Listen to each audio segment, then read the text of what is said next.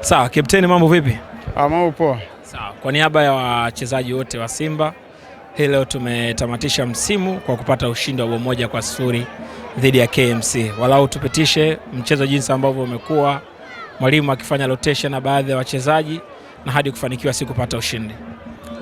Mchezo ulikuwa kama ulivyoona, umeenda vizuri, tumeweza kupata pointi 3. Na ukiangalia katika mchezo wa leo tangu umeanza, mwalimu alijaribu kufanya rotation kubwa katika kikosi, na umeona ambao wachezaji waliocheza leo walikuwa wengi hawalikuwa hawana game time, lakini mwalimu amejaribu kuwapa leo mchezo wa leo, lakini kila mtu ameweza kuonyesha kile alichokuwa nacho na tumeweza kuibuka kwa ushindi wa goli moja. Naweza kusema kwamba tumetamatisha pazia la ligi kuu siku hii ya leo.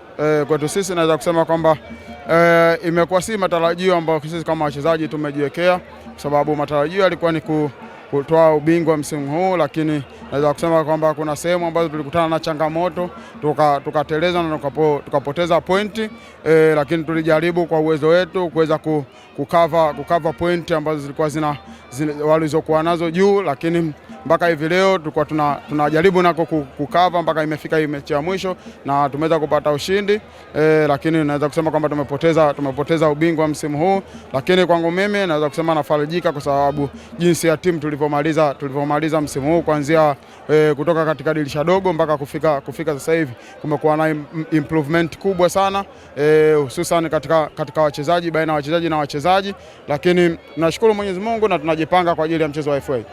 Sawa, tumalizie hapo kwenye mchezo wa FA. Tuna nafasi ya kufanya vizuri mchezo huu?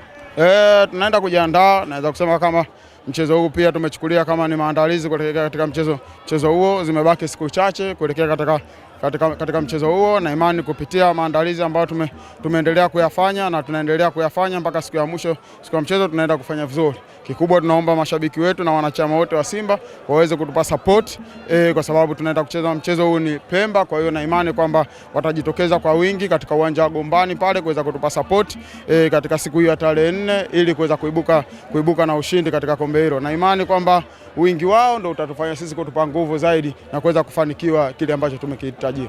Shukrani sana. Asante sana.